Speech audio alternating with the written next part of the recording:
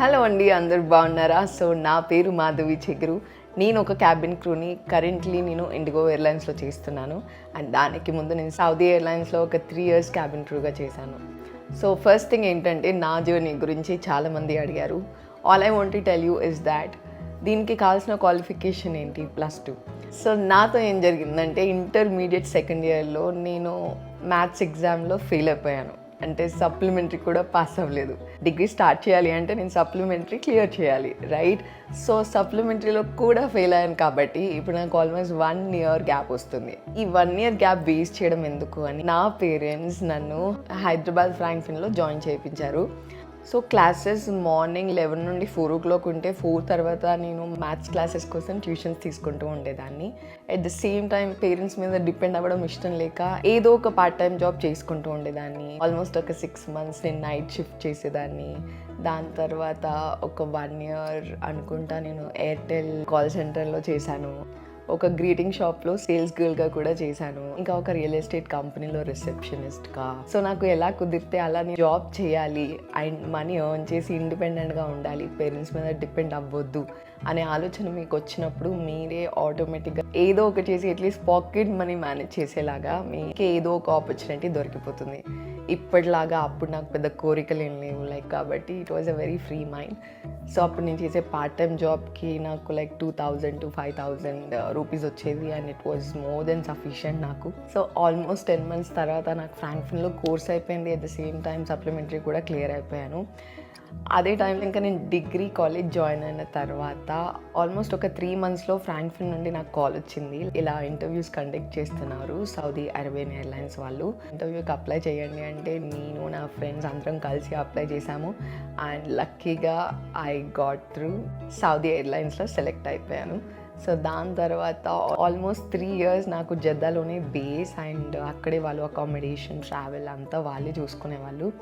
3 years తర్వాత actually 3 years వెళ్ళే plan లేకుండే. జస్ట్ 1 year చేసేసి I thought I'll come back to India. ఎందుకంటే నాకు నా పేరెంట్స్తో ఉండడం చాలా ఇంపార్టెంట్. కానీ ఫ్లయింగ్లో అసలు టైమే తెలియదు. సో 3 years అయిపోయిన తర్వాత I came back to India. ఇండియాకి వచ్చిన తర్వాత నేను మళ్ళీ ఎప్పటికీ ఇంకా ఫ్లై చేయొద్దు, ఏదైనా కంపెనీస్లో జాబ్ చేసుకుంటూ టైంపాస్ చేస్తూ అండ్ డిగ్రీ కంప్లీట్ చేద్దామని అనుకున్నా. ఆల్మోస్ట్ ఒక 1 year నేను మళ్ళీ రియల్ ఎస్టేట్ కంపెనీలో ఒక 1.5 year అడ్మినిస్ట్రేషన్ డిపార్ట్మెంట్లో చేశాను. దాని తర్వాత you just can't really give up on flying, you know. ఒక్కసారి నువ్వు క్యాబిన్ క్రూ అయ్యి ఫ్లయింగ్ ఒకసారి స్టార్ట్ చేసిన తర్వాత ఆ జాబ్కి మించి ఏ జాబ్ నీకు అంత సాటిస్ఫాక్షన్ ఇవ్వదు. దట్ ఈస్ వెన్ నేను ఇండిగోలో ట్రై చేశాను అండ్ సక్సెస్ఫుల్గా ఇండిగో ఎయిర్లైన్స్లో కూడా సెలెక్ట్ అయిపోయాను. అండ్ నా లక్ ఏంటంటే నాకు ఆల్రెడీ ఇంటర్నేషనల్ ఎయిర్లైన్స్ ఎక్స్పీరియన్స్ ఉంది కాబట్టి నాకు రిజెక్షన్స్ ఏం ఫేస్ చేయలేదు, దేవుడి దయ వల్ల. సో ఇండిగోలో జాయిన్ అయిపోయాను. Today it's been almost 12 years with IndiGo and we're going strong. So that is my journey with flying. నా బ్యాక్గ్రౌండ్ గురించి కాస్త చెప్పాలి అంటే, నేను కరీంనగర్ అమ్మాయిని. కరీంనగర్ అమ్మాయినే అయినా కూడా మా ఫాదర్ వచ్చేసి ఎన్టీపీసీ ఎంప్లాయ్ అండ్ మదర్ వచ్చేసి రామగుండంలో గవర్నమెంట్ స్కూల్ ప్రిన్సిపల్. సో దీనివల్ల మేము ఎన్టీపీసీలోనే మా స్కూలింగ్ మొత్తం జరిగింది. డాడీ ఆల్రెడీ రిటైర్ అయిపోయారు, కానీ మా అమ్మ ఇంకా రామగుండం స్కూల్లో ప్రిన్సిపల్గానే చేస్తున్నారు. అండ్ నాకు ఒక చెల్లి. So you're just a cute little family of 4 and we're very blessed. మా పేరెంట్స్ ఎంతో కష్టపడి మంచి లైఫ్ ఇచ్చారు. ఆ మంచి లైఫ్ని ఇంకా మంచిగా చేసుకోవడం అనేది మన చేతుల్లోనే ఉంటుంది. So that's the goal. So నాకు క్యాబిన్ క్రూ అవ్వాలి అనేది ఎప్పటి నుండి అనిపించింది అంటే, నాకు చాలా బాగా గుర్తు. 7th classలో మా బావగారు యూఎస్కి వెళ్తున్నారు హైయర్ స్టడీస్ కోసం. తను ఈరోజు డాక్టర్గా చేస్తున్నారు యూఎస్లోనే. సో అప్పుడు మా ఫ్యామిలీ, మా రిలేటివ్స్ అందరం ఒక బస్లో కరీంనగర్ నుండి హైదరాబాద్ వరకు మాట్లాడుకున్నాం అనమాట తను సెండ్ ఆఫ్ ఇవ్వడానికి. That is the first time నా లైఫ్లో నేను ఎయిర్పోర్ట్ చూడడం అండ్ యూనిఫామ్లో అక్కడ ఎంప్లాయీస్ని చూడడం. అసలు నాకు ఎయిర్ హాస్టెస్ అనే వర్డ్ తెలీదు. ఫ్లైట్స్ చూడడం అసలు ఇట్స్ లైక్ మూవీస్లో చూపిస్తారు కానీ రియల్గా చూడడం అనేది I just could not believe అనమాట. నిజంగా నా కళ్ళతోని నేను అంత పెద్ద ఏరోప్లేన్ని నేను చూస్తున్నానా, అసలు బాగా వెళ్తున్నారు, బట్ స్టిల్ నా దృష్టి మొత్తం ఫ్లైట్స్ ఎలా టేక్ ఆఫ్ అవుతున్నాయి, ఎలా ల్యాండ్ అవుతున్నాయి, ఎలా పార్క్ చేస్తున్నారు, ఇవన్నీ చూస్తూనే ఉండిపోయాను. I think that is when I really started నాకు ఇలా ఎయిర్ హోస్టెస్ అవ్వాలి అని ఇంట్రెస్ట్ డెవలప్ అయింది. సో ఒకరోజు ఏమైందంటే, నేను స్కూల్కి వచ్చేసిన తర్వాత బ్రేక్ టైంలో నేను బ్లాక్ బోర్డ్ మీద ఎయిర్ హోస్టెస్ అని పెద్దగా రాశాను. ఆల్రైట్, అఫ్కోర్స్ నాకు తెలుసు నేను అంత అందగత్తినేం కాదు ఎయిర్ హోస్టెస్ అవ్వడానికి, అసలు 1% క్వాలిటీస్ కూడా నా దగ్గర లేవు. బట్ స్టిల్ ఆశకో హద్దు లేదు అంటారు కదా. So it was like that.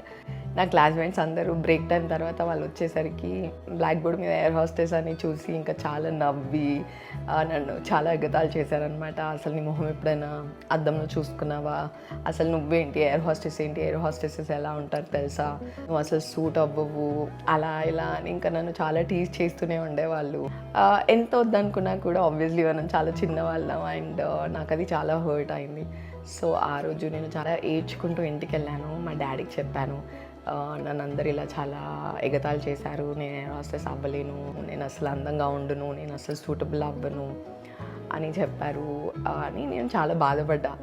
So మా మమ్మీ స్కూల్ నుండి వచ్చిన వెంటనే మా డాడీ ఇలా చెప్పారు, ఇంకా వాళ్ళిద్దరూ చాలా రియాక్ట్ అయిపోయారు. ఇంకా వాళ్ళు నాకు చాలా ధైర్యం చెప్పారు. లైక్ మా అమ్మ దగ్గర తీసుకొని, అసలు నువ్వు ఎంత బ్యూటిఫుల్గా ఉంటావు, అసలు నీ ఫేస్లో ఎంత కళ ఉంటుంది, బయట వాళ్ళు ఎప్పుడు ఏదో ఒకటి చెప్తూనే ఉంటారు, నువ్వు అన్నీ పట్టించుకోకు, నీకు చాలా ఎంకరేజ్ చేశారు. మనకి ఏదైనా రాసి పెట్టి ఉంటే అది జరగకుండా అయితే ఉండదు. సో లక్కీగా నాకు ఇంటర్మీడియట్ సెకండ్ ఇయర్లో మ్యాథ్స్ ఎగ్జామ్లో ఫెయిల్ అయిపోయాను. మరి ఆ విధంగా నేను ఫ్రాంక్ఫిన్లో క్యాబిన్ క్రూగా ట్రైనింగ్ చేసుకుంటూ అండ్ మ్యాథ్స్ ఎగ్జామ్ కూడా క్లియర్ చేసేసి అండ్ నాకున్న పార్ట్ టైం జాబ్స్ వల్ల కొంచెం ఇంగ్లీష్ చాలా ఎక్కువగా ఇంప్రూవ్ చేసుకోగలిగాను. మెయిన్గా కాల్ సెంటర్స్లో జాయిన్ అవ్వడం వల్ల మనం కాల్స్ ఎక్కువ తీసుకుంటూ ఉంటాం కాబట్టి ఇందులో ఒక కంపెనీ, నేను యుఎస్ బేస్డ్ కంపెనీలో చేశాను అనమాట, ఒక నైట్ షిఫ్ట్. అక్కడ ఏంటంటే మనం ఓన్లీ ఫారినర్స్తోనే మాట్లాడాలి. సో ఒక వెరీ ఫన్నీ ఇన్సిడెంట్ ఏమైందంటే, నా ఇంగ్లీష్ ఏమో completely butler English, like yes, what, that, how is that possible, ఇలా ఇంగ్లీష్ మాట్లాడడం వచ్చనమాట. తను నా ఇంగ్లీష్ విని చాలా తిట్టేసింది. అప్పుడు ఆ మూమెంట్కి నేను చాలా బాధపడ్డాను, ఏడ్చాను. But I think that is the biggest U-turn. మళ్ళీ నేను ఫారినర్కి ఇంకో కాల్ చేయాలి అంటే భయంతో కాల్ చేసేదాన్ని. అండ్ ఆ భయం వల్లే నేను కొంచెం ఇంగ్లీష్ పికప్ చేసుకోగలిగాను. అండ్ ఎవరికి నచ్చినా నచ్చకున్నా, ఇంగ్లీష్ నాది కరెక్ట్ కాకున్నా సరే ఇంగ్లీష్లో మాట్లాడడం నేర్చుకున్నాను. ఎదుటి పర్సన్ నవ్వినా సరే, వెక్కిరించినా, ఏం చేసినా నేను పట్టించుకోలేదు.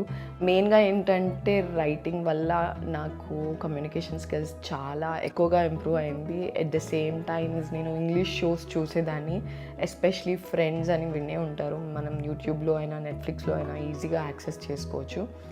ఫ్రెండ్స్ అంటే ఏదైనా సరే ఇంట్రెస్ట్ ఉన్న ఇంగ్లీష్ షోస్ మీరు కాన్స్టెంట్గా చూస్తూ ఉండండి.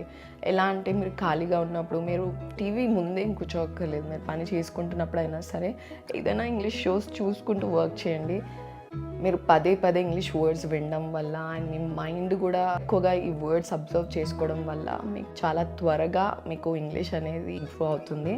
So that is my suggestion. Anyway, ఇంకా ఏమైనా డౌట్స్ ఉంటే డెఫినెట్లీ నన్ను కమెంట్స్లో అడగండి. I hope you like this video. ఇంకా నేను క్యాబిన్ క్రూకి, మా లైఫ్ స్టైల్కి సంబంధించి బోల్డ్ అంత ఇన్ఫర్మేషన్ నేను మీతో షేర్ చేసుకుంటూ ఉంటాను ఈ ఛానల్లో. సో నచ్చితే తప్పకుండా సబ్స్క్రైబ్ చేసుకోండి అండ్ వీడియో నచ్చితే లైక్ చేయండి అండ్ కమెంట్స్లో మీకు ఏమైనా డౌట్స్ ఉంటే పోస్ట్ చేయండి. I will definitely get back to you all. Alright, so చలో then, bye, see you in the next video.